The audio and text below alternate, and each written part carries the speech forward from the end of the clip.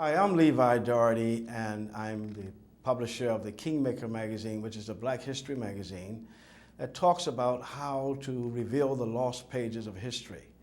I'm happy to be here today talking to a great humanitarian and congressman who have given his life primarily helping others to be better and to make this world a better place. None other than Joseph J. DioGuardi, who has come here today. I'm so grateful that you could meet. I'm happy to be here. Thank you. I'm so inspired by what you've been doing. I've been reading on the work that you've done, especially getting the Congressional Medal of Honor to African Americans who have long passed on, but they did great work in the World War II. Could you share a little bit about that? Well, you know, sometimes you're moved by stories you hear. And an African-American historian, Leroy Ramsey, lived in my district, and he wrote a letter to the 34 congressmen and congresswomen in New York State. That was the delegation about 30 years ago. Since then, by the way, we've lost 5 Congress representatives, so we're down to 29. And I was amazed to find out that when I responded to him that I was interested in learning more about this, when he presented the case for Sergeant Henry Johnson, World War I, who was part of the 369th, which was an African-American division, which was in World War I, believe it or not, assigned to France, but they didn't serve under US generals, they served under French generals. This was the problem with segregation. You know, I'm originally from the Bronx. What do I know about Black American history? I probably didn't know enough about Italian American, and my father was also Albanian, and I didn't know enough about that because my parents were immigrants. They came here with very little education. My dad had a 4th grade education. My mom had an 8th grade education. Thank God they worked hard in that grocery store in the Bronx. I had to work there too, and they managed to give me a very good education. But I didn't go to Congress with this kind of historical background that in the first part of the 20th century, which contained 2 of the most incredible events of that century, World War I and World War II, we had segregated divisions. I didn't know that. It wasn't in my history book at St. Martin de Tours or at Fordham Prep. And then I found out, because of Dr. Ramsey, that it was Truman that did away with segregation. So as I looked into this, and I'm a certified public accountant, I had to tell my staff, you know, you don't have to be an accountant to smell this, that this is wrong. Something stinks here. How can 1,550,000 Black Americans, African Americans serve, and not one get the nation's highest award in those 2 wars, when I knew they had gotten the Congressional Medal of Honor in the Civil War, Spanish-American War, Vietnam, and Korea? Well, I guess the answer is now more simple than I thought. It was racism. And when I brought the issue up, the national columnist, Bill Raspberry, did a big story, and I think you may have it in the papers that I sent you. And he liked the quote I gave at the end, because he said, well, what's preventing us from doing this, Joe? I said, would you believe, Bill, that there are statutes of limitations, and there's a 5-year statute? In other words, if someone is recommended and, you know, and they say no, after 5 years, there's no going back. And I said, Bill, you know, I was a tax partner at Arthur Andersen, and I know something about statutes of limitations. But you know what my feeling is about that? Statutes of limitations are for criminals, not war heroes. And he loved that line. He put it in the article. And in a way, it's true. Why can't we open the statute of limitations with a bill in Congress? So I introduced 2 bills with Mickey Leland. Now, Mickey Leland was an African-American congressman from Houston. Now, you might say, well, how did I get to know Mickey? Well, would you believe that I'm a fiscal conservative Republican, a pro-life Catholic, elected in one of the most liberal Democratic districts in America, the lower part of Westchester County. And I ended up getting the largest African-American population of any Republican in America. And I decided I was going to serve them.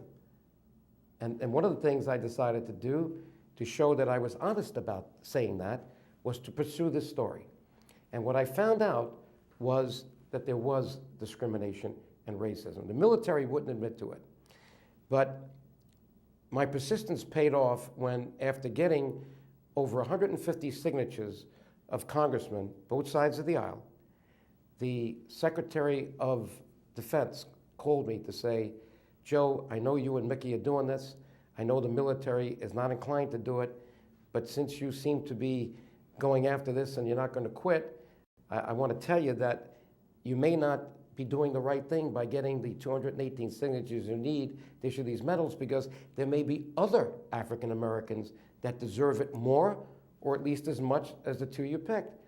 So we went to his office with Mickey Leland, and the answer was a study in which they would look at every African American who got the second highest award in both World War I, World War II, and in the Navy in World War II. Because we had black Americans serving in the Navy, but guess where they were serving? In the kitchen? In the kitchens. That's right. And we had one, Dory Miller, that came out of the kitchen because his commanding officer was mortally wounded by Japanese Zeros, right.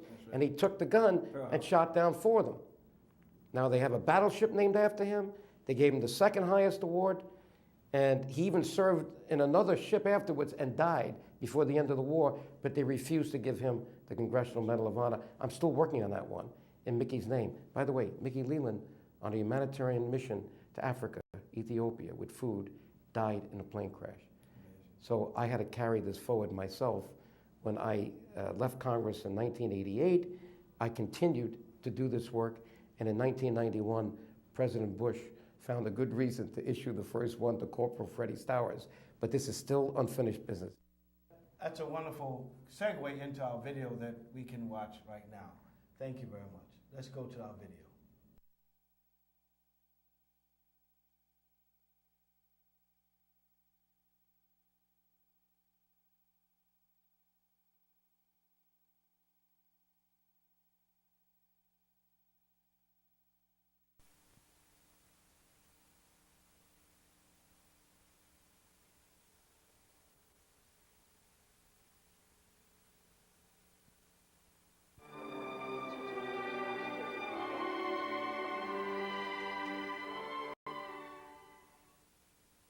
Ladies and gentlemen, the President of the United States and Mrs. Bush.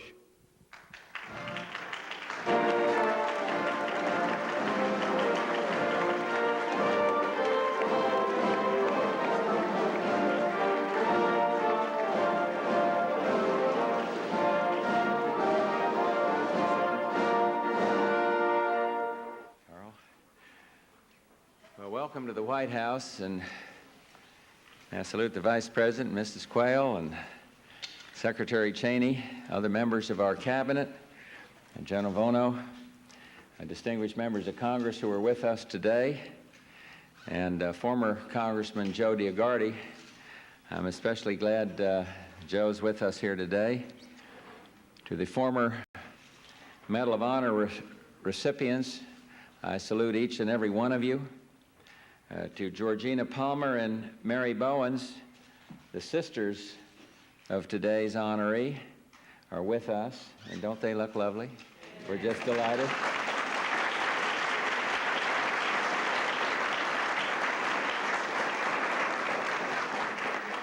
And the honorees, some note of more than trivial passing. The honoree's great-grandnephew, Staff Sergeant Douglas Warren of the 101st Airborne, he returned, he looks a little jet-lagged to me, but he returned just last night from Saudi Arabia, and I want to welcome you home.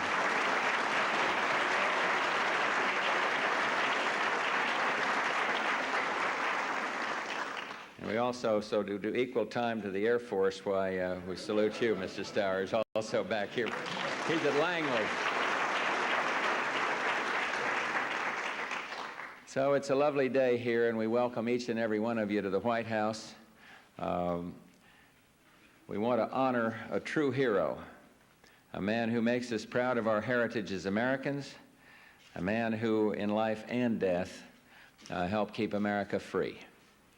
I speak of Corporal Freddie Stowers, to whom, posthumously, we present our highest military award for valor, the Medal of Honor. It's an award for bravery and conscience, that compendium we call character.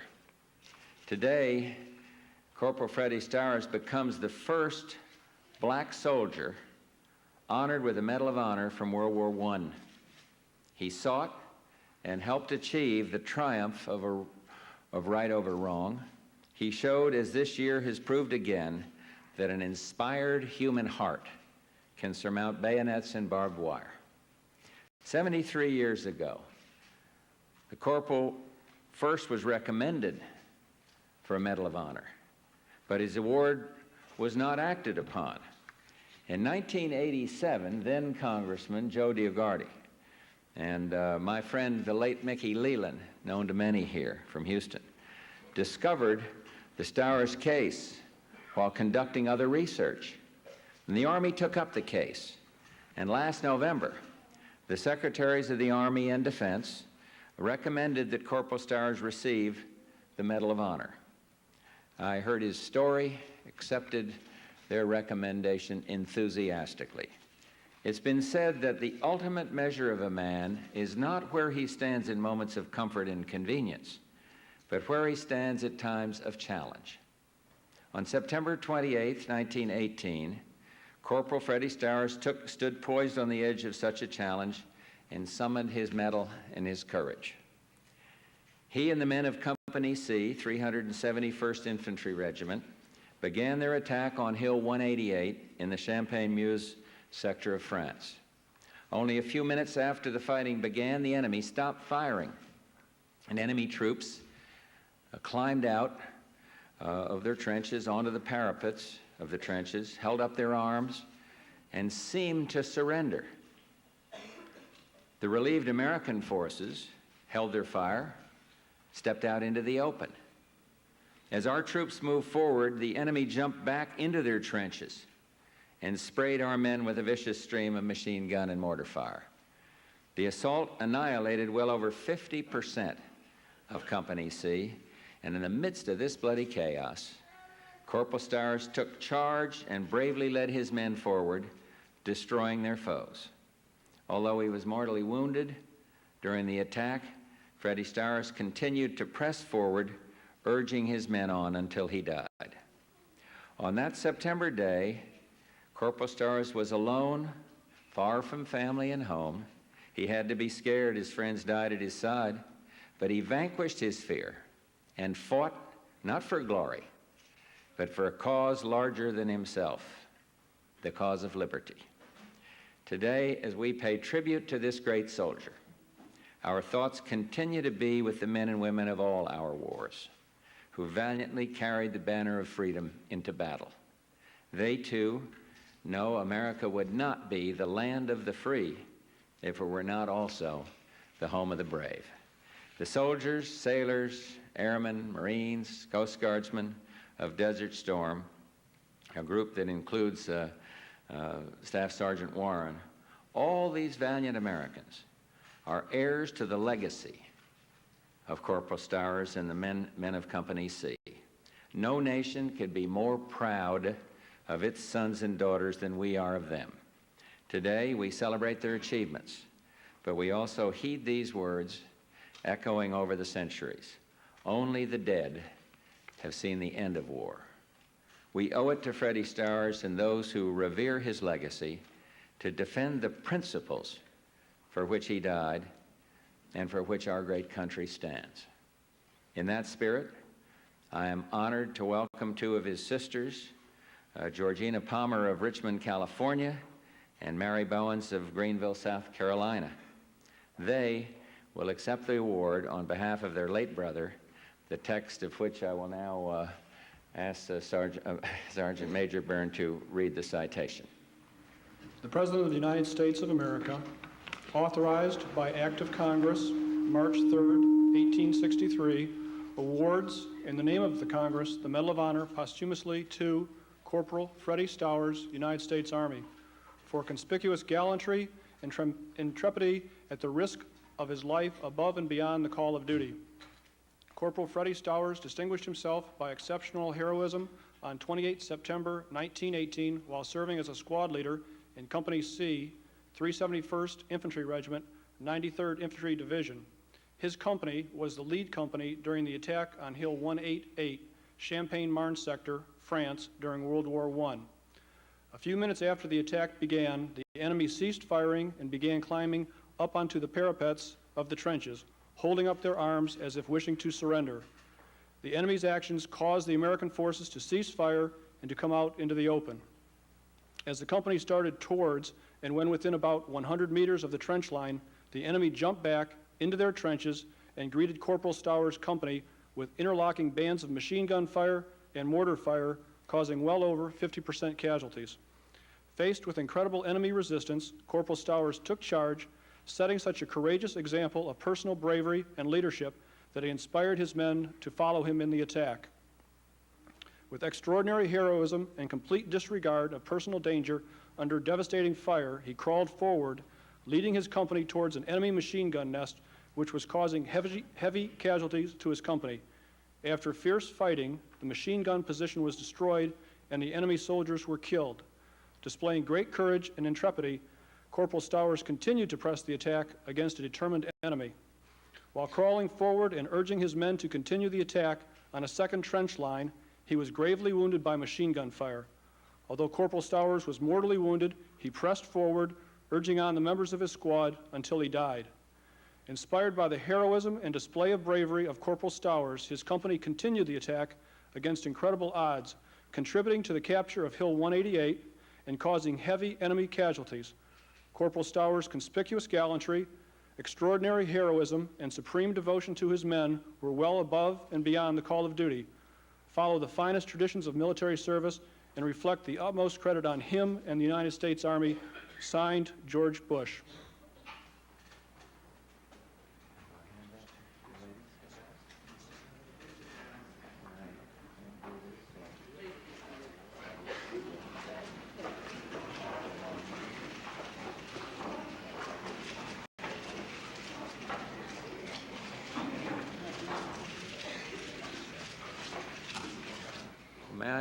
I think that concludes the service, but I'd like to ask the Vice President, Secretary of Defense, and General Vono and General Powell to come up and thank our recipients, and maybe the other members of the Joint Chiefs would join us. I think it would be most appropriate.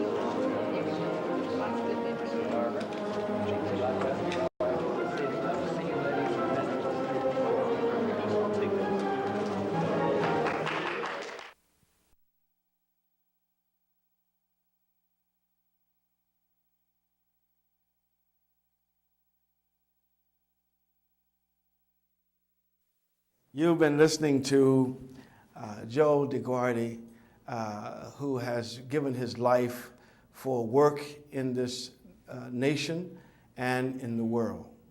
You are not just a humanitarian for America. You're an international work person, and incredible work you've done. I got to ask you this. Barack Obama became president because he was a community activist, quote unquote. You are out there working in the community. You're an activist. You're a humanitarian. You invest in your whole heart, mind, and soul into this great work in America and beyond. I know that you feel comfortable in what you're doing. You're a CPA, but with your experience of being a CPA, I think the people would like to know, when are you coming back to take the ham, Joe, to get back into the real guts of things to help this nation to get back on track with your experience? Levi, that question comes up a lot. Let me tell you, there's a big difference in being a good congressman and running for Congress. Two different worlds. You have no idea the shenanigans that go on in campaigns. If I decided to run, I would have to take on someone who's been in office 20 years, who's now got not only seniority, but is on one of the biggest committees in Congress doling out money. Now, in a way, I think that would be good because I would then have a national platform with a person who has had more earmarks than probably anybody else in Congress and complain about the level of spending. But locally, people like the benefits of that spending. So I'd have to be very careful with that. But the point is that it would be very difficult for someone out of the box to go after someone that's been in there 20 years. That being said, I did it, in effect, in 1984 when no one thought Dick Ottinger could be beat. I announced against him, but little did I know, 6 months later, he was going to retire, and that would become an open seat. So it made my job a bit easier. Could that happen again? Maybe. Would I do it? The door's not closed to it. But I would like to see a partnership with people of like minds. If people really feel they need me to be a voice for the things that we just spoke about and some other things that I would want to do in terms of fiscal responsibility, public accountability, good governance, there's truth in government. These are the things that I've stood for all my professional life and in my public life before, during Congress, and after. I would like to see a committee of people saying, Joe, you know, you're the kind of guy that should run. We know it's going to be difficult, but we want you to run. And we'll be standing around you in that press conference saying that we asked you to run. And I've said that to a number of people. Now, it's too early to make a decision, but the election is 2010. And if I decide to do it, that decision would have to be made right after the local elections that are happening in Westchester County on November the 4th or 5th, I believe. And as I said, I'm open-minded to it, but I want to be sure that I'm not going to be a general without an army, right. You know? And it would be fun. I like campaigning. I like public affairs. And I've accomplished, as you can see, some interesting things doing it.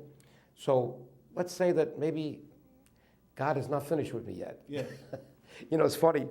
That was a saying that was given by, I think it was Reverend Jackson that said that.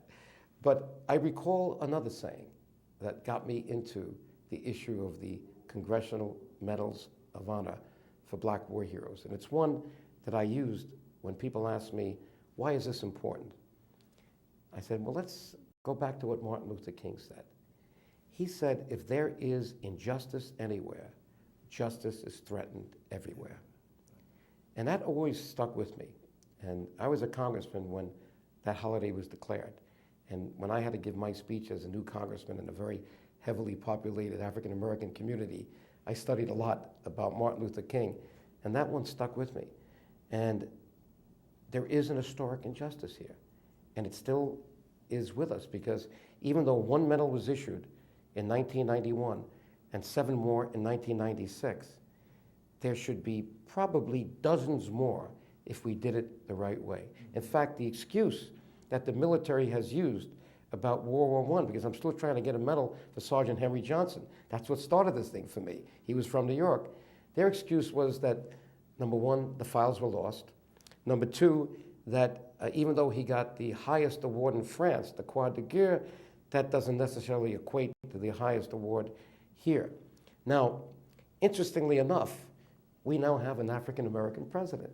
And one of the things I raised in the office just a few days ago of Congressman John Lewis was the fact that this may be the time to correct this historic injustice, and rather than just go back to everyone that just got the second highest award, let's go back to that contingent of Army heroes in World War I that got France's highest award, and let's say, hey, you know, we've done so many things for giving people this. Now we're going to have another resolution on slavery, for the apologizing for slavery. It just passed the Senate this week. Not that it includes reparations. And I think that's being done because we have Barack Obama as president. And I know that my good friend John Lewis can call Barack Obama.